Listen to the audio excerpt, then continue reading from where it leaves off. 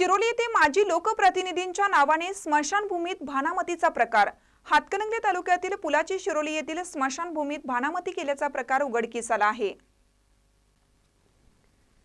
याबाबत सविस्तर माहिती अशी की शिरोली येथील माजी लोकप्रतिनिधी व नामांकित व्यावसायिक यांच्या नावाने व त्यांचे बंधू तसेच दोघा भावांच्या मुलांच्या नावाने चिठ्ठी लिहून ते स्मशानभूमीत ठेवण्यात आली।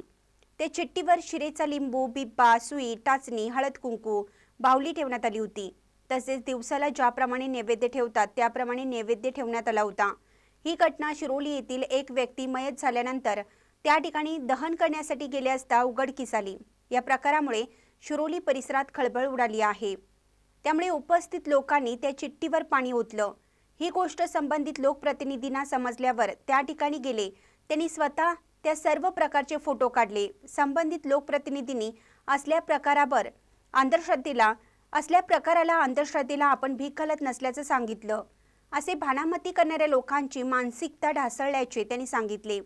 असल्या अंधश्रद्धेला आपण व आपले कुटुंबीय बळी पडणार नसल्याचं सांगितलं। तसेच इतर लोकांनी सुद्धा अशा घटनांना बळी पडू नये असं त्यांनी सांगितलं।